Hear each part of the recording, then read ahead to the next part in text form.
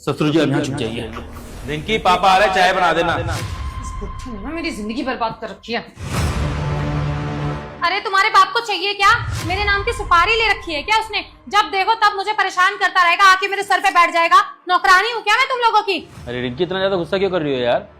अगर पापा 2-4 दिन हमारे साथ रह लेंगे तो कोई दिक्कत थोड़ी होगी यार। और वैसे भी ज्यादा दिन के लिए थोड़ी आ रहे हैं, 2-4 दिन के लिए तो आ रहे हैं वो। अक्ल होनी चाहिए तुम्हारे बाप को। उम्र हो गई है लेकिन अभी तक बुद्धि छोटी की छोटी रह गई है। अरे किसी के घर में ऐसे मुंह उठा के नहीं जाया जाता। अकेले थोड़ी रहते हो तुम यहाँ पे, मैं भी रहती हूँ इस घर के अंदर। अरे तुम इतना ज्यादा गुस्सा क्यों कर रही हो? 2-4 दिन के लिए आ रहे हैं, कौन सा पूरा महीने भर के लिए आ रहे हैं? समझो ना यार। और एक बात बताओ ना, जब बच्चे शहर के अंदर रह रहे हैं तो माँ बाप और कहीं कहाँ रहेंगे जाकर? अपने बच्चों के साथ ही रहेंगे ना। तुम्हारे बाप की उम्र हो गई है, पैर कब्र में लटके हैं, फिर भी उसको चैन नहीं है। अपनी लंगड़ी टांगों से कभी इधर भागता रहेगा, कभी उधर भागता रहेगा। तो एक काम करो, उसको ना किसी फुटपाथ पे बैठा दो, घूमता रहेगा ना और भीख मांगता रहेगा, कमाई भी हो जाएगी थोड़ी। और मेरी एक बात कान खोल के सुन लो, तुम्हारा बाप इस घर में आया ना तो मैं उसके लिए कुछ खाने के लिए बनाऊंगी, ना कोई उसका स्वागत करने वाली हूँ। 2 गालियां देके और भगाऊंगी घर से बाहर, समझ आई? और मैं तुम्हारी बीवी हूँ, किसी की नौकरानी नहीं हूँ, समझ आई? तुमसे शादी करी है तुम्हारे घर वालों के लिए करने के लिए नहीं करी, तुम्हारे करने के लिए करी है।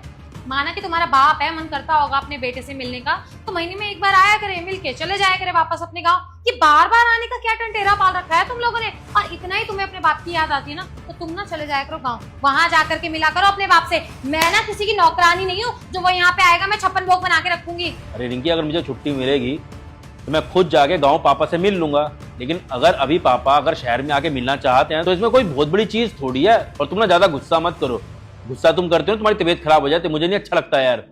छोटी सी बात है, तुम इतना बड़ा मत बनाओ इस चीज को। मैंने एक बार कह दिया ना, तुम्हारा बाप यहाँ पे नहीं आएगा तो नहीं आएगा। और अगर गलती से आ भी गया ना तो ऐसा जलील करूंगी ना कि अपनी शक्ल तक नहीं देख पाएगा वो शीशे में दोबारा कभी। तुमको पता है ना रिंकी, सिर्फ तुम्हारे इसी व्यवहार की वजह से ना पापा यहाँ शहर में हमारे साथ नहीं रहते, गाँव के अंदर रहते हैं। रुक जा बेटा, मैं माता वैष्णो देवी हूँ, तुम्हारे घर पैसों से भरने आई हूँ। आज इग्नोर मत कर, मेरी बात मान। इस वीडियो को लाइक फॉलो करके 3 भक्तों को भेज, फिर देखना कैसे कैसे तुम्हारे घर पैसों की बरसात करती हूँ। तुम इस चीज की वजह हो। पर एक चीज बताओ, अगर वो गांव में रहते हैं, अगर 2-4 दिन यहाँ पर आकर रह लेंगे हमारे साथ में, तो कौन सा पहाड़ टूट पड़ेगा यार? तुम तो बहुत ज्यादा ही बदतमीज होती जा रही हो। अरे मैं गांव से दूर यहाँ शहर में बसने के लिए इसलिए आई थी कि यहाँ सुकून से रहूंगी अपने पति के साथ, चैन से अपनी जिंदगी बिताऊंगी। वहाँ उन बोझों के लिए काम नहीं करना पड़ेगा मुझे, उनका खाना पीना नहीं करना पड़ेगा। यहाँ बस अपना और अपने पति का करूंगी। लेकिन नहीं, तुम्हारे बाप से देखा कहाँ जाता है कि हाय मेरी बहू चैन से रह कैसे लेगी, मुंह उठा के बार बार यहाँ पे आ जाता है परेशान करने के लिए। प्लीज रिंकी, अभी ना ये क्लेश मत करो मेरे साथ में यार। पापा किसी भी टाइम आ जाएंगे, वो आने वाले होंगे। मैं नहीं चाहता उनके सामने फिर क्लेश हो। बेचारे 2-4 दिन के लिए तो आ रहे हैं, उनको और बुरा लगेगा, वापस चले जाएंगे।